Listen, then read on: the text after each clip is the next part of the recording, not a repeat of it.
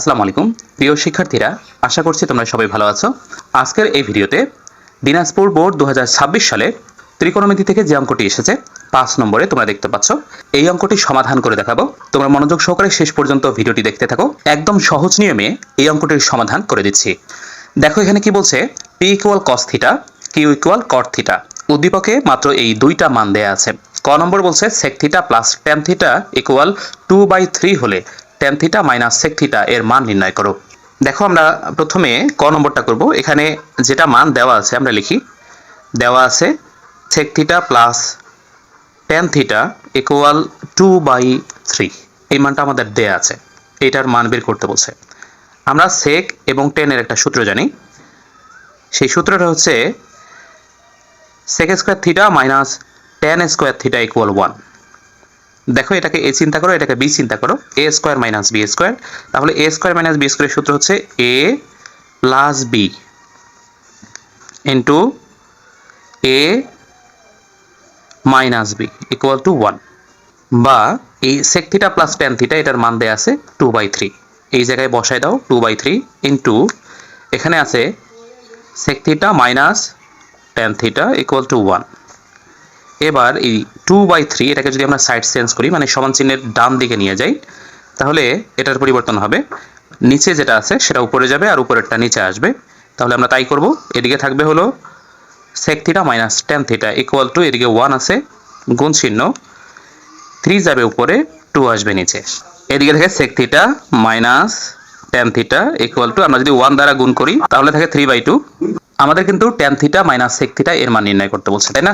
দেখো আমরা এই যে tan θ মাইনাস sec θ এর মান বের করছি, এটাই হলো অ্যান্সার। প্রিয় শিক্ষার্থীরা, আশা করছি বুঝতে পেরেছো। এখন আমরা করব খ নম্বর অঙ্কটা। এখানে বলছে প্রমাণ করো যে 1/2 minus p² plus 1/2 plus q² = 1। দেখো আমাদের উদ্দীপকে p = cos θ এবং q = cot θ দেয়া আছে। আমরা এই উদ্দীপক ব্যবহার করে এই অঙ্কটা করব। আমাদের খ নম্বরে উদ্দীপকে যে মানগুলো দেওয়া আছে p এবং q এর, আমরা সেটা লিখব। দেওয়া আছে p = cos θ এবং q = cot θ। এই দুটো মান দেয়া আছে। তাহলে আমাদের লেফট সাইডে আছে 1/2 minus p² plus 1/2 plus q²। এখান থেকে আমাদের রাইট সাইডের যে 1 দেয়া আছে সেটা প্রমাণ করতে হবে। দেখো উপরে 1, নিচে 2, মাইনাস p এর মান হচ্ছে cos θ। যেহেতু এখানে স্কয়ার আছে, স্কয়ার দাও, প্লাস উপরে 1, নিচে 2 প্লাস q এর মান বসাও cot θ, এবং যেহেতু এখানে স্কয়ার আছে তাই স্কয়ার দাও, ইকুয়াল উপরে 1, আমরা 2 কে এভাবে লিখতে পারি 1 প্লাস 1, এরপরে মাইনাস cos² θ প্লাস 1/, এই 2 কে আমরা লিখতে পারি 1 প্লাস 1 প্লাস cot² θ। এখন দেখো 1/1 প্লাস এই 1 মাইনাস cos² θ এর পরিবর্তে লিখতে পারি sin² θ। 1 মাইনাস cos² θ এর পরিবর্তে sin² θ আমরা কোথা থেকে পেলাম এটা দেখো। আমরা সূত্র জানি sin² θ প্লাস cos² θ = 1। আমরা যদি sin² θ কে এই পাশে রাখি, ইকুয়াল 1 মাইনাস cos² θ হয়, তাই না? তাহলে দেখো 1 মাইনাস cos² θ এর পরিবর্তে আমরা sin² θ লিখতে পারি। ঠিক আছে? এরপরে প্লাস 1/, এই যে প্রথম 1টা দিলাম, এরপরে এই প্লাসের প্লাস দিলাম 1 প্লাস cot² θ, এটার পরিবর্তে আমরা লিখতে পারি cosec² θ। এটা আবার কোথা থেকে পাইলাম? দেখো আমরা আরেকটা সূত্র জানি যে cosec² θ মাইনাস cot² θ = 1। এখন cosec² θ কে যদি আমরা এই পাশে রাখি, cosec² θ 1 প্লাস cot² θ ওই পাশে নিয়ে গেলে প্লাস হবে। দেখো 1 প্লাস cot² θ এর পরিবর্তে আমরা লিখতে পারি cosec² θ, তাই না? এই কারণে 1 প্লাস cot² θ এর পরিবর্তে আমরা cosec² θ লিখলাম। এখন দেখো 1/1 প্লাস sin² θ, আর এখানে আমাদের আছে 1 প্লাস cosec² θ। cosec এবং sin এরা পরস্পর বিপরীত, তাই cosec এর পরিবর্তে আমরা লিখতে পারি 1/sin, যেহেতু স্কয়ার আছে তাই স্কয়ার দিলাম, ইকুয়াল টু উপরে 1, নিচে 1 প্লাস sin² θ প্লাস উপরে 1, দেখো এটা কিন্তু ভগ্নাংশ, তাই না? ভগ্নাংশ 1 এর সাথে যোগ অবস্থায় আছে, তাই হরের লসাগু হবে। এখানে হরে আছে sin স্কয়ার থিটা, লসাগু হলো sin স্কয়ার থিটা। এটা পূর্ণ সংখ্যা, পূর্ণ সংখ্যার লসাগু গুণ করে উপরে লেখো। 1 দিয়ে sin স্কয়ারকে গুণ করলে sin স্কয়ার হবে। এরপরে প্লাসের প্লাস, এই sin স্কয়ার দিয়ে sin স্কয়ারকে ভাগ করো, 1 হবে। 1 দিয়ে এই 1 কে গুণ করলে 1 হয়। ইকুয়াল টু এই প্রথম যে ভগ্নাংশটা আছে এটা থাকে এই অবস্থায় 1 plus sin square theta plus, আমরা কিন্তু এটাকে এইভাবে লিখতে পারি, এই যে উপরের 1 এর 1, এই যে লম্বা টানটা দেখতে পাচ্ছ এটা কিন্তু ভাগচিহ্ন, ভাগচিহ্নের পরিবর্তে গুণ চিহ্ন দাও, তাহলে এই ভাগচিহ্নের নিচে মানে এই টানের নিচে যে ভগ্নাংশটা দেখতে পাচ্ছ এটা উল্টে যাবে। sin স্কয়ার নিচে ছিল, এটা যাবে উপরে, আর উপরে যে sin স্কয়ার থিটা প্লাস 1 আছে এটা আসবে নিচে। এবার এখানে দেখো 1 divided by 1 plus sin square theta plus 1 দিয়ে যদি এটাকে গুণ করো sin স্কয়ার হবে। আর নিচেরটাকে একটু সাজাই লিখি, 1টাকে আগে লিখি আর sin স্কয়ারকে পরে লিখি। এবার এটা একটা ভগ্নাংশ, এটা একটা ভগ্নাংশ, হরের লসাগু করব। হর দুইটাতেই একই রকম আছে 1 প্লাস sin স্কয়ার থিটা, তাই লসাগু হবে 1 প্লাস sin স্কয়ার থিটা। দেখো তো এই হরে যা আছে লসাগু তো তাই আছে না, যদি ভাগ করি 1 হবে, 1 দিয়ে এই 1 কে গুণ করলে 1 হচ্ছে। এরপরে প্লাসের প্লাস, একইভাবে 1 plus sin square theta, 1 plus sin square theta যদি ভাগ করো 1 হয়, 1 দিয়ে এই sin স্কয়ারকে গুণ করলে sin স্কয়ার হবে। তাহলে উপরে আর নিচে একই রকম, উপরে আছে 1 প্লাস sin স্কয়ার থিটা, নিচেও আছে 1 প্লাস sin স্কয়ার থিটা। কাটাকাটি করলে কিন্তু 1 হবে, তাই না? আমাদের কিন্তু রাইট সাইড হয়ে গেছে অলরেডি। দেখো আমাদের রাইট সাইডে প্রমাণ করতে বলছিল এই যে 1, আমরা কিন্তু সেই 1টা বের করে ফেললাম। তার মানে এটা হচ্ছে আমাদের রাইট সাইড, মানে এর নিচে সমান চিহ্ন দিয়ে আমরা লিখবো রাইট সাইড। এখানে লিখবো হলো রাইট সাইড, যেহেতু মানে জায়গা নাই এই জন্য আমি ছোট্ট করে দিলাম। এরপরে তোমরা লিখবা যে অতএব left side equal right side, এটা যেহেতু প্রমাণ করতে বলছে তাই পাশে লিখবা প্রুফড। প্রিয় শিক্ষার্থী, আশা করছি তোমরা বুঝতে পেরেছো। আমি এটা উল্টায় লিখলাম, তোমরা আবার এভাবে উল্টায় লিখিও না, নিচের দিকে লিখবা।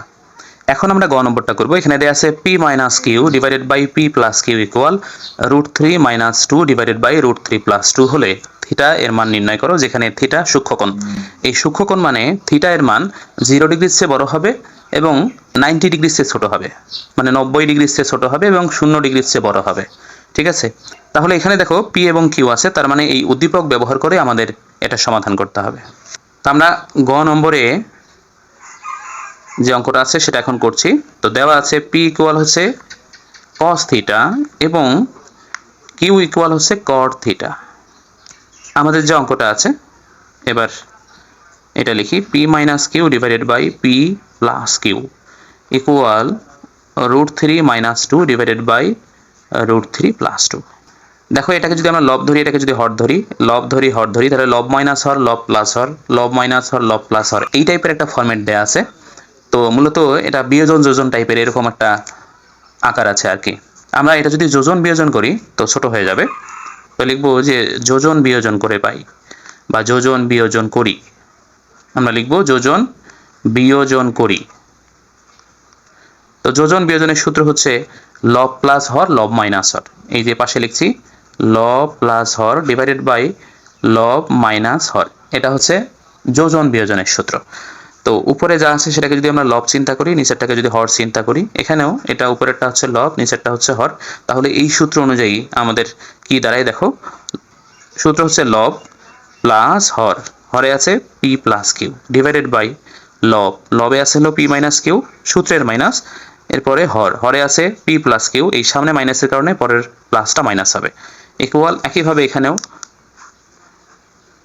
লব প্লাস হর ডিভাইডেড বাই লব মাইনাস হর, এখানে প্লাস আছে সামনে মাইনাসের কারণে এই প্লাসটা মাইনাস হবে। এবার দেখো মাইনাস কিউ প্লাস কিউ কাটা যাচ্ছে, প্লাস পি মাইনাস পি কাটা যাচ্ছে, একইভাবে -2 + 2 কাটা যাচ্ছে, -√3 + √3 কাটা যায়।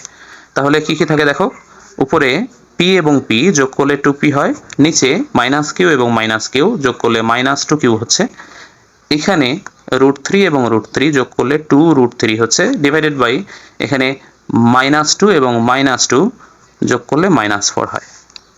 আমরা এই 2 যদি কাটি, উভয় পক্ষ থেকে যদি মাইনাস চিহ্ন বাদ দিই, এই 2 দিয়ে যদি 4 কে কাটি তাহলে 2 হচ্ছে।